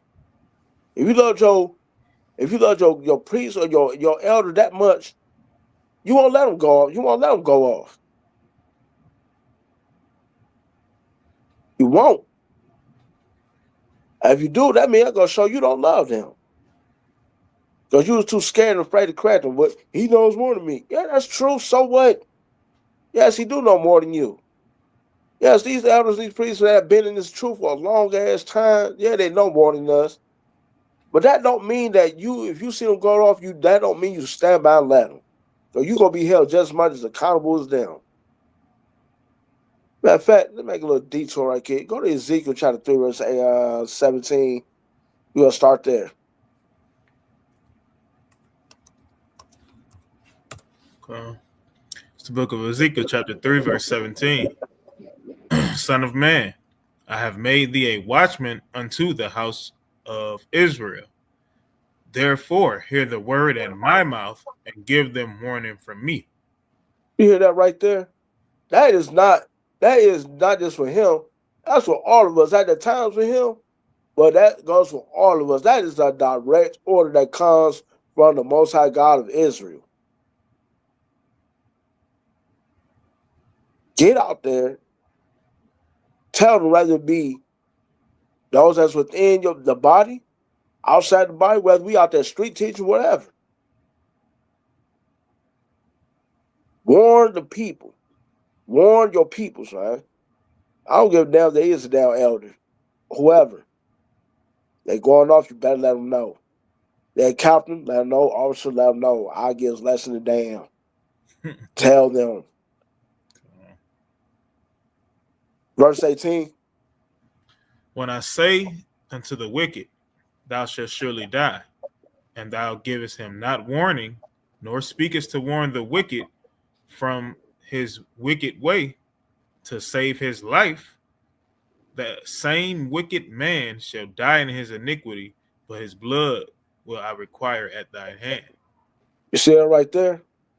Now, if you sit up there and you let it slide, because you was scared to tell him, man, you been a punk, been a weak-ass nigga, and you scared to tell him, and that man mess around and something bad happens to him, rather it be something like close to death, or if he dies of it,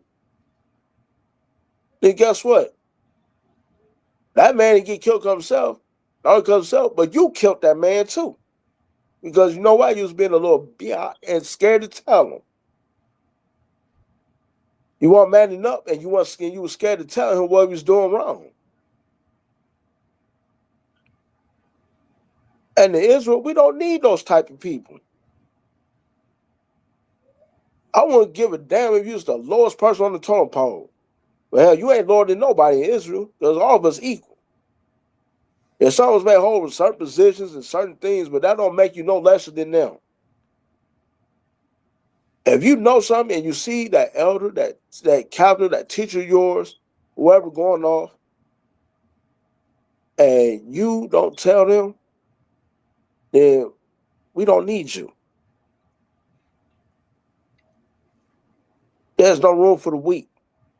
Because why? If you let man sit there die in his iniquities, he died in his sin, and you was afraid to tell him, then guess what? Then you was just as equal as a murderer as if the other person has done it.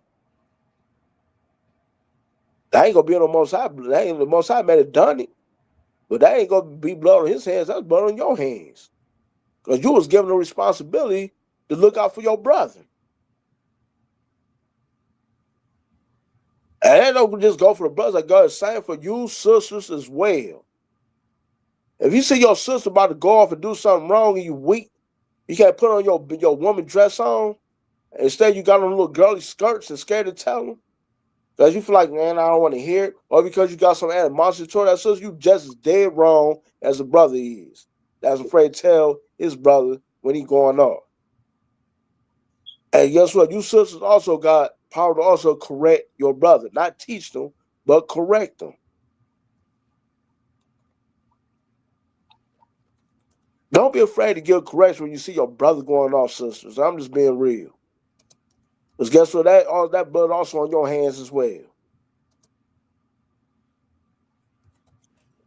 You got anything you want to add on to that? Come on, I'm pulling it up right now. It's just Sirach. I'm gonna read it. It's just literally one verse. All right, Sirach, chapter 19, verse 24. He that hath small understanding and feareth God is better than one that hath much wisdom and transgresseth the law of the Most High. All right, so like you said, hey, just because somebody got more knowledge than you, that means nothing, right? Within your small understanding, if you understand that somebody is committing sin, then of course you say something, right? And I ain't gonna stretch it out. I'm gonna just leave it right there because this is self-explanatory. Man, for you that don't get it, why we gotta do this? It's simple. Just like even also in the book of Sirach, called chapter and verse, there's a lot that can be understood with very few words being said.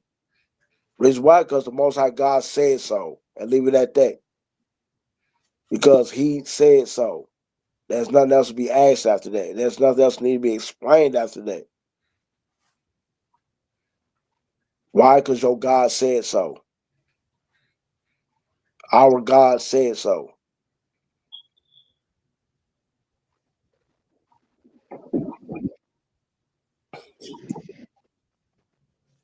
All right. Let's go to Revelation chapter 19, verse 11. This is going to be the last one.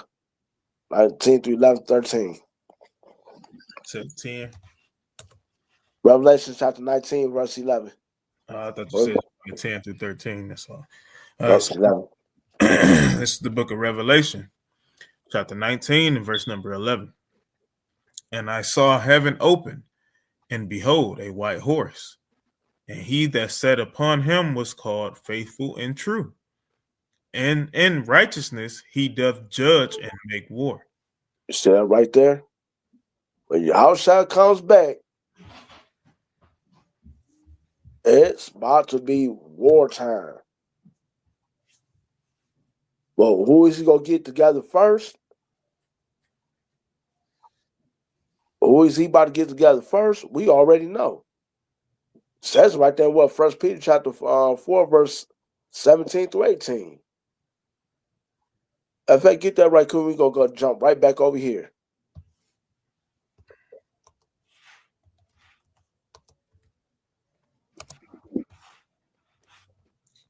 How would they do that? It says 17 and 18. Yep.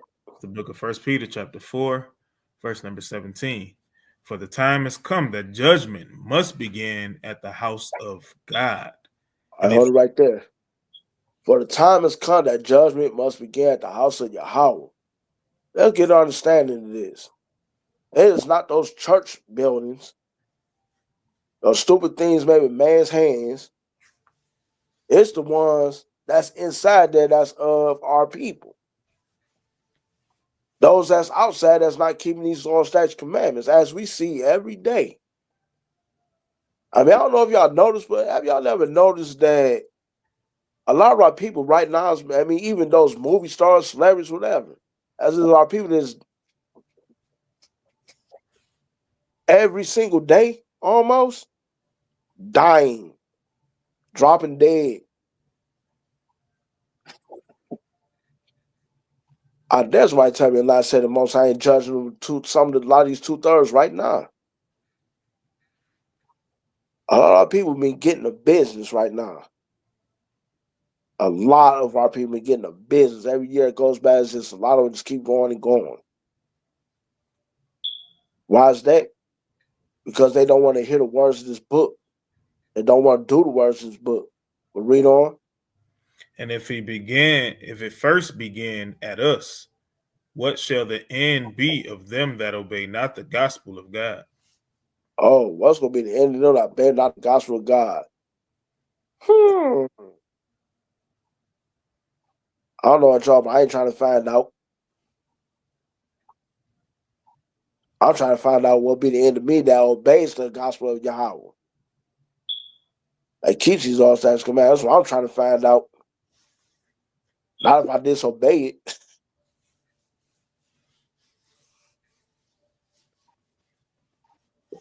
But read on. And if the righteous scarcely be saved, where shall the ungodly and the sinner appear? Where should the godly and the sinner appear? They sure ain't gonna end up in the. I'll tell you right now, they ain't gonna end up in the kingdom. They would not be in the kingdom. And this is talking about the ungodly of our people and the sinners of our people. Where they gonna appear at? It's gonna be gnashing of the teeth, where that water dies not and the fire is not quenched. Or the fire gonna overcome them and cover them up. What DMX always says is dark and hell is hot.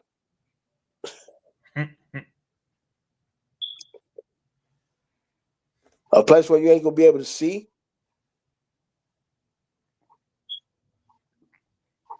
Hey, I don't want no parts of that. But now just jump back to here. Read. All right, it's the book of Revelation, chapter 19, verse 12. No, go back to 11. Verse Yeah, 11. finish 11 out. Yeah, I did. But I read it again, man. Verse 11. It says, and I saw heaven open, and behold, a white horse. And he that sat upon him was called Faithful and True. And in righteousness he doth judge and make war. See that right there? Yahushua about to come back. He about to judge. He about to judge in the 12 tribes and make war against them. And then he's also going to be making war against the other nations. The righteous, that's of the 12 tribes of Israel. He's going to conquer all their enemies. He's going to conquer all our enemies. Read on. His eyes were as a flame of fire, and on his head were many crowns. And he had a name written that no man knew, but he himself. That right there, I would just say like this. It was look at Romans chapter 17, somewhere it said that he would be the same today, tomorrow, forevermore. Same with Abba Yahweh. So I don't think that Yahweh is going to come with a new name. He's going to come with a name that we don't know. Because why? Because they changed his name from him. They changed his name from a long time ago to Jesus, and that's why we don't know that name. Yahweh, they changed our language. And when they changed our language, they changed his name, they changed his image. So I could be wrong. Most High forgive me. That's why I think that's why he said he's going to come with a name that nobody knows but himself. But you want to correct me on that if you could, or if I'm right, whatever? I mean, partially, and then you got to remember also, all things are not necessarily literal either. You know what I'm saying? Especially when you're reading in Revelation. You know what I'm saying? So that's definitely part of it. It's no different than when Zephaniah mentioned that he's going to return to us a pure language. You know what I'm saying? Because a lot of people like to say that the Hebrew that we speak is not the original and so on and so forth, right? But again, everything is what a lot of people tend to forget is the faith aspect inside of all of this. You know what I'm saying? And people always want to be literally correct when the Bible is not a literal book. You know what I'm saying? So just got to be careful when we, reading and teaching these type of things. That's all. Man, I don't be trying to be, I ain't trying to steer nobody wrong, and I ain't trying to teach the scriptures wrong. Okay. But if I'm wrong, I ain't made somebody correct me. I accept it. I say I ain't gonna come bite your head off, man. Like, man, that man and all this and all that. No, I'm gonna humble my damn self, and I will take the correction. Besides, you end up making me more wise anyway, and I'd rather you to do that. Okay. Right? Read on. Verse 13. And he was clothed with a vesture dipped in blood, and his name is called the Word of God. That right there is a heavy judgment. And his vesture, and he was clothed with a vesture dipped in blood. Well, whose blood? Not his this time. That comes from the blood of who? Those wicked ass Israelites out here. Judgment fell upon them. Why? Because they did the opposite of what he told them to do. Malak Yahushua said, hey, do as my father say do. He said, man must not live on bread alone, but by every word that proceeds out of the mouth of the Most High God. If you don't do what my father tell you do, I'm going to come back and I'm going to kill you. And that's what he's coming to do.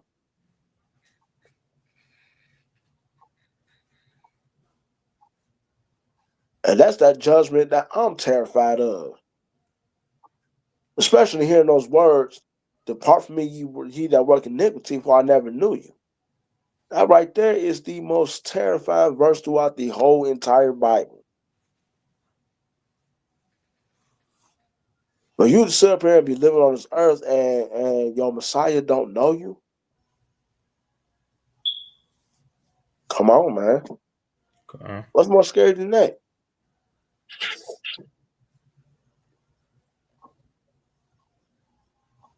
And that right there is, like we say, a righteous judgment. Because why? The earth got to be judged and needs to be cleansed of all the evil that's going on in it. Okay. And that's what Yahushua is coming to do. To judge the earth and bring it back to a righteous state where it's supposed to be at. Conquer all the world powers, bring Jacob back home.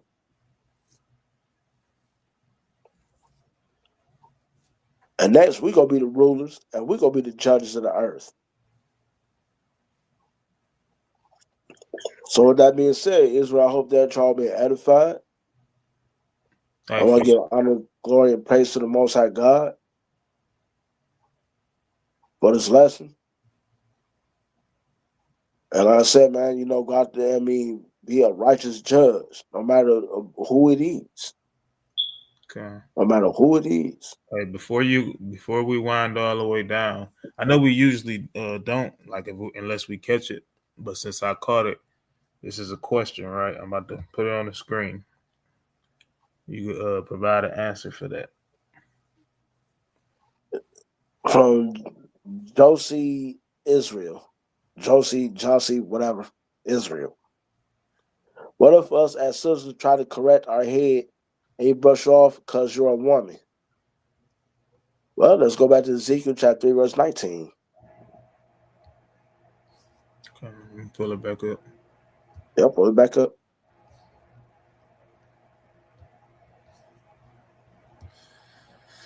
Ezekiel 3:19.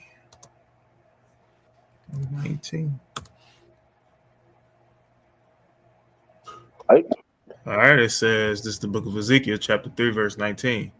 Yet, if thou warn the wicked, and he turn not from his wickedness, nor from his wicked way, he shall die in his iniquity, but thou hast delivered thy soul.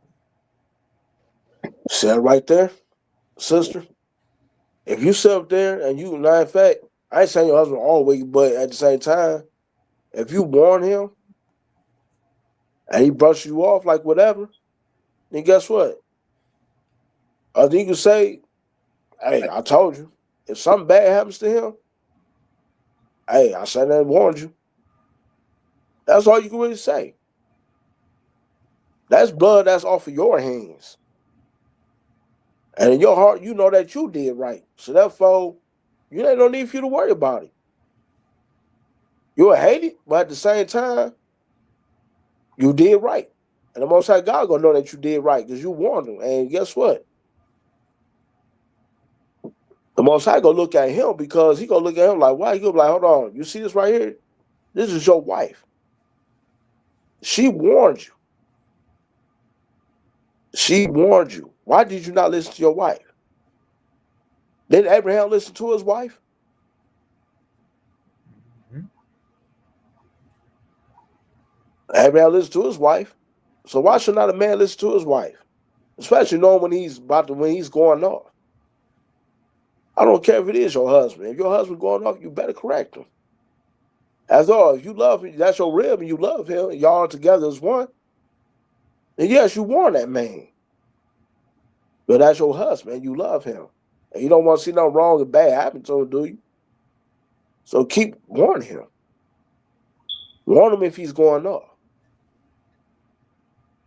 I got it now land there. You got anything to add on to that?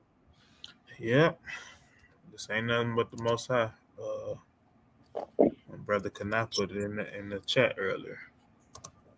Literally, right? So I'm going to 1 Peter chapter 3, starting at verse 1, right? It says, likewise, ye wives, be in subjection to your own husbands, that if any obey not the word, they also may without the word be won by the conversation of the wives, while they behold your chaste conversation coupled with fear, right? Whose adorning, let it not be that outward adorning of the plaiting of the hair and the wearing of gold, or of the putting on of apparel, right? But this is the important, this is the point right here. But let it be the hidden man of the heart, and that which is not corruptible, even the ornament of a meek and quiet spirit, which is in the sight of God of great price, right? So it has to be done in a meek and a quiet spirit, right? And it's not saying that you got to whisper or anything of that nature, but let it be done in meekness. Don't jump up and be like, "Oh, I told you you weren't supposed to be doing such and such and such and such," right? Again, a soft answer. What it say in proverb? A soft answer turns Strife turn away strife. calm. So if that's the case, it just depends on how it's being done, right? And it goes the same with men. Men shouldn't be down a woman's throat, scorning a woman, right? But just to answer the sister's question, again, it has to be done in a meek and a humble spirit. You know what I'm saying? And if it's done that way and he doesn't receive that correction, hey, then that man is wicked in that moment. And he need to repent.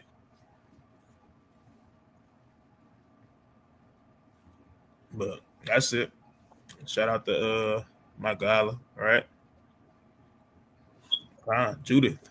You know what I'm saying? Judith corrected me. Matter of fact, if I'm thinking right, what Mike Collins just said, that's in what, chapter 5 of Judas, right? I'm not 100% positive. So look how she came down there and talk about how the hell y'all gonna sit there and pray to the Most High God if he don't give you an answer? That y'all gonna just go ahead and just turn the kingdom over to these wicked ass men? No. She went down there, got on their heads like as she's supposed to. Wow. She got on the leaders of Israel and got on their heads. How about, no, you don't do that. You don't go against the word of the Most High God. You don't go against the Most High. Mm-hmm. That's why it said in the book of Psalms, be patient and wait on the Most High God. Mm-hmm. And in trouble, be not hasty to make quick decisions. So therefore, she went down there and got their heads together. Like, look, don't do that. She did get a correction, and he's right.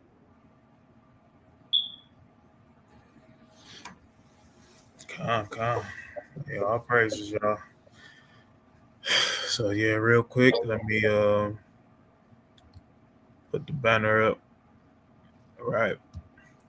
just to kind of show the information. If you want to join, is that here? Is that on here? I'm not even positive, right? But there is a academy coming up. Praise to the Most High. Priest is putting together an academy starting in January, right? It's going to run for 4 months. So you could definitely hit the email, right? Yep, it starts January 4th. Dang, hey man, I'm getting a little old. My eyes, I used to be able to read these small words. Unless it's just something I'm going through tonight, right? But January 4th is going to be the start of the academy, right? So you can definitely email the email on the ticker at the bottom. If you definitely, we definitely encourage you, to join. Hit that email, right, to get a lot of information on Paul, right, to understand his letters better. You know what I'm saying? So that you don't fall out the truth. Cash App information is there. And that's just for, any type of donations willing to support the ministry. No, it's not obligated. It's not an obligation that you, donate, but it definitely, does help. So the water in advance for that. Right. And then as far as Passover is concerned, that information is also on the ticker at the bottom. Right, we will be observing Passover April 1st in Newark, New Jersey. So if you are not a part of LOI and you want to keep Passover with us, hit the email up, right? So you can RSVP, so we'll know that you're coming, so we can make the correct provisions, right? So with that being said, you got anything you want to add before we get out of here? Like I said, I just hope everybody's edified. And, as far as the Passover, I look forward to seeing everybody there. And I hope that we all do be there together. You know what I'm saying? I miss everybody. I love y'all. Peace, love, and blessings be multiplied to y'all homes. Shalom. Shalom, y'all. Shalom.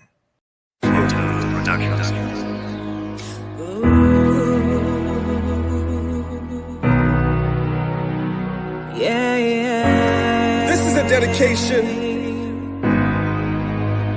A little inspiration.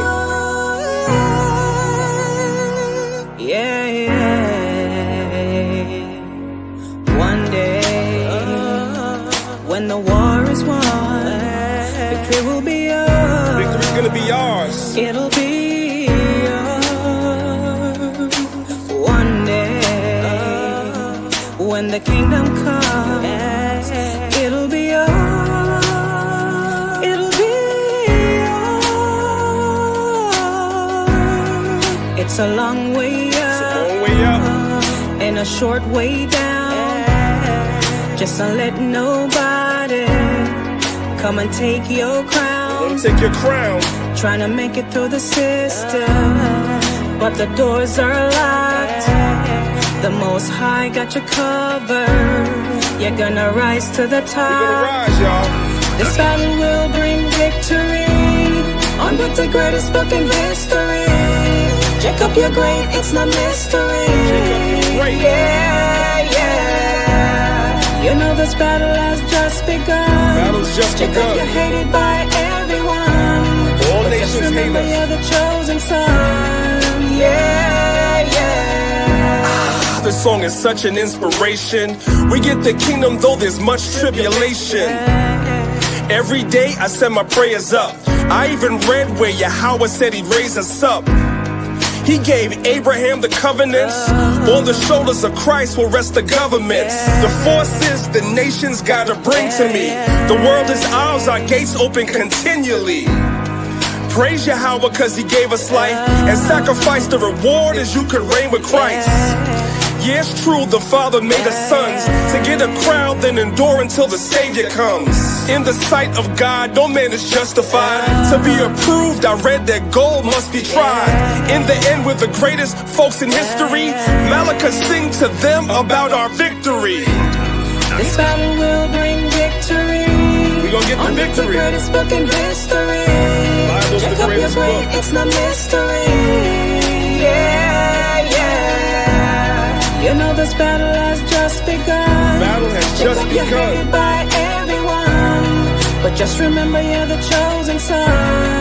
Yeah, yeah. We give all praise, honor, and glory to the Most High God, Yahweh, for giving Abraham, Isaac, and Jacob the covenants, and for choosing our nation. We appreciate that. Hope the song inspired you.